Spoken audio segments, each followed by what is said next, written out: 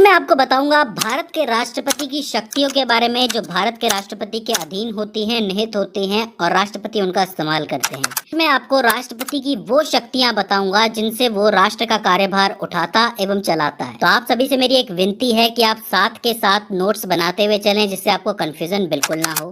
तो सबसे पहले मैंने आपको बताया था कि राष्ट्रपति को जो कार्यपालिका की शक्तियां मिली हैं वो संविधान के अनुच्छेद 53 के तहत दी गई हैं, जहां ये कहा गया है कि कार्यपालिका की सारी शक्तियां राष्ट्रपति के निहित होती हैं और उनका प्रयोग राष्ट्रपति संविधान के अनुसार एवं अपने अधीनस्थ अधिकारियों की सहायता से करता है। कहने का मतलब ये है कि राष्ट्रपति को जो भी शक्तियां मिली हैं उसे वो संविधान के अनुरूप यूज करता है, और साथ ही जो अधीनस्थ अधिकारी होते हैं, जो लोकसभा राज्यसभा में जो मेंबर होते हैं, उनकी सलाह के अनुसार करता है। तो इन शक्तियों में सबसे पहली शक्ति है कार्यकारी शक्ति या फिर कार्यपालिका की शक्ति। इनमें सबसे पहली जो शक्ति मिली हुई है वो है नियुक्ति की शक्ति, यानी कि कार्यकारी शक्तियों में पहली शक्ति है नियुक्ति की शक्ति। राष्ट्रपति कई लोगों की नियुक्ति करता है, जैसे कि प्रधानमंत्री की नियुक्ति, मंत्री परिषद की नियुक्ति, महान्यायवादी यानी कि अटॉर्नी जनरल की नियुक्ति, महानियंत्रक एवं महालेखा परीक्षक की नियुक्ति, मुख्य चुनाव आयुक्त एवं अन्य चुनाव आयुक्तों की नियुक्ति। ये पहले साइन किए जाते हैं, मतलब प्रस्तुत होने से पहले साइन करते हैं राष्ट्रपति। कुछ ऐसे बिल होते हैं जो प्रस्तुत होने के बाद, मतलब जब कुछ हो जाए, वोटिंग हो जाए, उसके बाद जब साइन करने की लास्ट में बारी आती है तब राष्ट्रपति के पास आते हैं। दोनों ही स्थितियों में राष्ट्रपति के सिग्नेचर बहुत जरूरी होते हैं, तो ये पावर राष्ट्रपति के पास होती है। इसके अलावा एक और पावर होती है अध्यादेश की। आपको पता है अनुच्छेद 123 में बताया गया है कि राष्ट्रपति बिना राज्यसभा और बिना लोकसभा के भी बिल पारित कर सकता है। आपको पता है कोई बिल पारित होता है तो उसके अंदर वोटिंग होती है, बहुमत लिया जाता है, लेकिन राष्ट्रपति के पास एक स्पेशल ताकत है अध्यादेश की, जहां पे वो अनुच्छेद 123 के तहत कोई भी बिल खुद से पारित कर सकता है। और इसके अलावा एक शक्ति और होती है विधायी शक्तियों में कि लोकसभा को भंग करने का कार्य भी राष्ट्रपति कर सकता है, यानी कि लोकसभा को वो कभी भी भंग कर सकता है। तो ये सारी शक्तियां विधायी शक्तियों के अंतर्गत आती हैं। तो हमने दो शक्तियां देखी, पहली कार्यकारी शक्ति, दूसरी विधायी शक्ति। इनको याद करना ज्यादा मुश्किल नहीं है। इस विधायी शक्ति में आपको दिख रहा है कि सारी चीजें विधेयक से रिलेटेड है, सभाओं से रिलेटेड है, और जो पहले जो कार्यकारी शक्ति थी उसके अंदर अनुसूचित जाति एवं जनजाति थी, तो उसको देखना था। इसके अलावा वित्त आयोग था। तो आप इन्हें पॉइंट टू पॉइंट आराम से याद कर सकते हो, ठीक है। इसके बाद आती है तीसरी शक्ति जो राष्ट्रपति को मिली हुई है, वो है वित्तीय शक्तियां। अब इसके भी नाम से पता चल रहा है कि धन से जुड़ी हुई शक्तियां या फिर पैसे से जुड़ी हुई शक्तियां।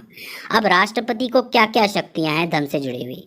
देखो, दो तरीके के बिलों की मैंने बात की थी। एक बिल वो होते हैं जो प्रस्तुत करने से पहले जो है राष्ट्रपति साइन करता है, एक बिल वो होते हैं जो सारी वोटिंग हो जाने के बाद लास्ट में राष्ट्रपति साइन करता है। अब जो आपके धन विधेयक होते हैं, यानी कि पैसे से जुड़े हुए जो बिल होते हैं, वो जब प्रस्तुत किए जाते हैं सभाओं के अंदर, तो प्रस्तुत करने से पहले राष्ट्रपति के हस्ताक्षर लेने होते हैं। यानी कि पहले आपको राष्ट्रपति को कन्विंस करना पड़ेगा कि ये बिल सही है, धन के मामले में ये बिल सही है, तो राष्ट्रपति उस पर साइन करेगा, पूर्वानुमति देगा, उसके बाद ही वो बिल संसद में पेश किया जा सकता है, अन्यथा उससे पहले नहीं किया जा सकता। तो ये पावर वित्तीय शक्तियों में राष्ट्रपति के पास होती है। दूसरी शक्ति जो वित्तीय शक्तियों में राष्ट्रपति के पास होती है वो ये कि वो वार्षिक वित्तीय विवरण यानी कि केंद्रीय बजट को संसद के समक्ष रखता है। यानी कि जो भी केंद्रीय बजट होता है, जिसको हिंदी में वार्षिक वित्तीय विवरण कहते हैं, उसको राष्ट्रपति ही सामने रखता है। इसके अलावा एक इम्पॉर्टेंट चीज और है, वो है आकस्मिक निधि। अब देखो क्या होता है कि कुछ अदृश्य व्यय होते हैं, यानी कि अदृश्य खर्चे आने वाले होते हैं, जो किसी भी, मान लो कोई आपदा आ गई, बाढ़ आ गई, भूकंप आ गया, उसकी वजह से कोई नुकसान हो गया बहुत बड़ा, तो अदृश्य खर्चा कहते हैं उसे। तो उस खर्च के लिए अग्रिम भुगतान की व्यवस्था की जाती है, यानी कि एडवांस फंड जिसको कहते हैं हम लोग, कि पहले से ही आप फंड तैयार रखो कि ऐसा कोई खर्चा हो सकता है। तो उसका भी जो शक्ति है वो राष्ट्रपति के पास है। तो ये तीन वित्तीय शक्तियां हैं जो राष्ट्रपति के पास होती है। पहली कार्यकारी शक्ति थी, उसमें शक्तियां मैंने आपको बताई, दूसरी विधायी शक्ति, तीसरी वित्तीय शक्तियां, ठीक है। इसके बाद आती है न्यायिक शक्ति, जिसका आप सबको इंतजार रहता है। राष्ट्रपति अनुच्छेद 72 के तहत प्राण दंड को स्थगित कर सकता है या फिर क्षमादान दे सकता है। यानी कि आपने सुना होगा कि राष्ट्रपति किसी की फांसी रखवा सकते हैं, तो ऐसे में उनको ये पावर अनुच्छेद 72 के तहत मिली हुई है कि राष्ट्रपति दंड देश को, यानी कि जो दंड का जो आदेश होता है उसको निलंबित कर सकते हैं, माफ कर सकते हैं या फिर परिवर्तित कर सकते हैं, जिससे उसे क्षमादान मिल सके। ठीक है, तो ये पावर राष्ट्रपति के हाथ में होती है। इसके अलावा CJI यानी कि चीफ जस्टिस ऑफ इंडिया या फिर सर्वोच्च न्यायालय के न्यायाधीश जिसको हम कहते हैं, उसकी नियुक्ति जो है राष्ट्रपति करते हैं। और उसके अलावा जितने भी आपके न्यायालय हैं उन सब में भी जो न्यायाधीश नियुक्त होते हैं वो भी राष्ट्रपति की पावर से ही नियुक्त किए जाते हैं। अच्छा, न्यायिक शक्तियों में एक शक्ति और है कि मान लो कि राष्ट्रपति किसी विधि या फिर कानून को लेके किसी उलझन में है, तो वो जो सर्वोच्च न्यायालय के न्यायाधीश होते हैं उनसे सलाह ले सकते हैं। लेकिन राष्ट्रपति बाध्यकारी नहीं है उस सलाह को मानने के लिए, सिर्फ वो सलाह ले सकते हैं। तो ये 3 शक्तियां होती हैं जो न्यायिक शक्तियों के रूप में राष्ट्रपति को मिलती है। तो हमने अब तक 4 मुख्य शक्तियों के बारे में बात की है, कार्यकारी, विधायी, वित्तीय और न्यायिक। अब हम लोग बात करते हैं 4 इंटरेस्टिंग शक्तियों के बारे में, जिसमें से एक है सैन्य शक्ति, मतलब 5वें नंबर पे आती है सैन्य शक्ति। मैं आपको बता दूं कि सैन्य बल जितने भी होते हैं हमारे, उनका जो सर्वोच्च सेनापति होता है, जिनका जो अध्यक्ष होता है वो राष्ट्रपति होता है। ये वो पहली शक्ति है जो सैन्य शक्तियों के दौरान उनको मिलती है। आप कह सकते हो कि इन शक्तियों का जो अध्यक्ष होता है सैन्य शक्तियों का, वो राष्ट्रपति होता है। दूसरी शक्ति ये है कि जितने भी हमारी सेनाएं हैं, जल सेना, थल सेना और वायु सेना, इनके जो प्रमुख है ना, उन प्रमुखों की जो नियुक्ति है वो राष्ट्रपति करता है। यानी कि हर तरीके का सैन्य बल जो है उनका सेनापति राष्ट्रपति होता है। अच्छा, इसमें तीसरी शक्ति ये है कि मान लो कि किसी देश से कोई युद्ध होने वाला है, तो युद्ध की जो घोषणा है और युद्ध विराम की जो घोषणा है वो भी राष्ट्रपति ही करते हैं। आपने देखा होगा कि सेनापति होते हैं जो सबसे पहले हुंकार भरते हैं युद्ध की, तो सेनापति यहाँ पर कौन है? राष्ट्रपति ही है। तो राष्ट्रपति ही कहेंगे कि युद्ध शुरू हो रहा है और राष्ट्रपति ही कहेंगे कि युद्ध का विराम हो चुका है। छठवीं जो शक्ति है राष्ट्रपति की, वो है आपातकालीन शक्तियां, यानी कि इमरजेंसी की शक्तियां। अब देखो, इसको याद रखना बहुत ही आसान है। इसमें 3 पॉइंट है। पहला है राष्ट्रीय आपातकाल, यानी कि जो देश में इमरजेंसी लगती है वो। दूसरा है राष्ट्रपति शासन, जो किसी राज्य में लगता है। और तीसरा है वित्तीय आपातकाल, जो कि आपके डिफॉल्ट के टाइम पे लगता है। राष्ट्रीय आपातकाल 3 बार लगा है। 1962 में लगा था युद्ध के दौरान, 1971 में लगा था, उस समय पाकिस्तान युद्ध चल रहा था, और 1975 में इंदिरा गांधी सरकार में लगी थी इमरजेंसी। ठीक है, तो आपको अनुच्छेद याद रखने हैं, 352 के तहत लगता है। राष्ट्रपति शासन जो है वो अनुच्छेद 356 तथा अनुच्छेद 365 के तहत लगता है। ये राज्यों में लगता है, आपने देखा होगा कई राज्यों में लग चुका है, पंजाब में लग चुका है, राजस्थान में लग चुका है, और भी कई राज्यों में लग चुका है। ठीक है, और जो वित्तीय आपातकाल होता है वो अनुच्छेद 360 के तहत लगता है।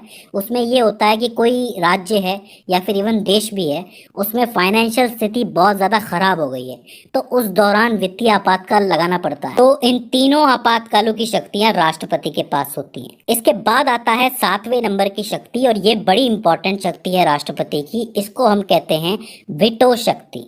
वीटो शक्ति क्या होती है कि अनुच्छेद 111 के तहत क्या होता है कि राष्ट्रपति के पास जब भी कोई बिल आता है पारित होने के लिए, तब राष्ट्रपति के पास 3 विकल्प होते हैं। कौन से 3 विकल्प होते हैं? पहला तो ये कि वो विधेयक पर अपनी स्वीकृति दे दे, साइन कर दे और आगे बढ़ा दे। ठीक है, दूसरा ये कि वो अपनी स्वीकृति को सुरक्षित रख ले, यानी कि अपने पास रख ले। इसको हम लोग कहते हैं पॉकेट वीटो। वहां राष्ट्रपति जो है वो अपनी स्वीकृति को किसी को बताते नहीं है, वो कहते हैं कि इस पे विचार होगा और जब इस पे साइन करना होगा तब कर दिया जाएगा, तो उसको कहते हैं पॉकेट वीटो। अब इसमें क्या है कि ये जो सीमा है, मतलब स्वीकृति रखने की सीमा जो है वो कितनी भी लंबी हो सकती है। ऐसे में क्या होता है कि बिल अटक भी जाते हैं कभी कभी, तो ये ऑप्शन भी राष्ट्रपति के पास होता है। तीसरे विकल्प में राष्ट्रपति विधेयक को पुनर्विचार के लिए भेज सकते हैं। कौन से विधेयक को? धन विधेयक को छोड़ के कोई भी विधेयक आया हो उसको पुनर्विचार के लिए संसद को भेज सकते हैं एक बार। अगर संसद दूसरी बार उसे भेज रही है तब उसको साइन करना पड़ेगा, मतलब राष्ट्रपति को उस पर साइन करना पड़ेगा।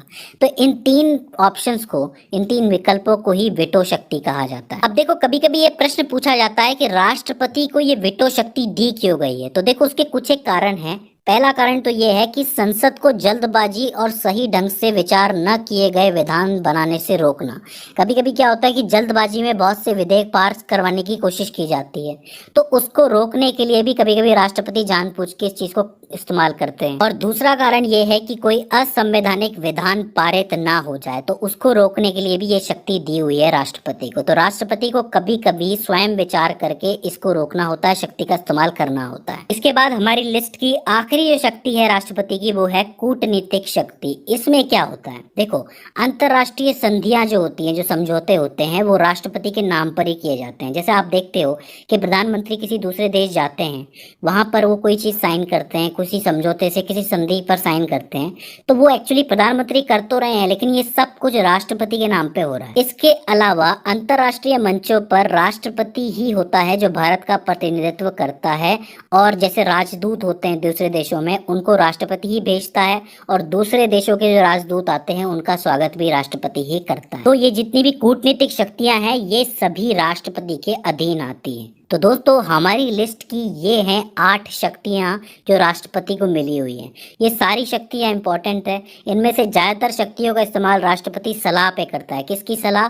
संसद के सदस्यों की सलाह, लोकसभा, राज्यसभा, ठीक है। इसके अलावा वेटो शक्ति जो है वो राष्ट्रपति को बहुत सुदृढ़ बनाती है। याद रखिए, इनसे रिलेटेड जितने भी अनुच्छेद मैंने आपको बताए हैं वो सब आपको याद रखने हैं, उनसे क्वेश्चन बनते हैं। तो दोस्तों, मैं उम्मीद कर रहा हूँ कि ये वीडियो आपके लिए हेल्पफुल साबित रही हो। इसके अलावा इसके अंदर कोई दिक्कत आती है, कोई सवाल आता है, तो आप हमें कमेंट सेक्शन के अंदर पूछ सकते हैं। तो दोस्तों, आज की इस वीडियो के अंदर बस इतना ही। See you in the next one.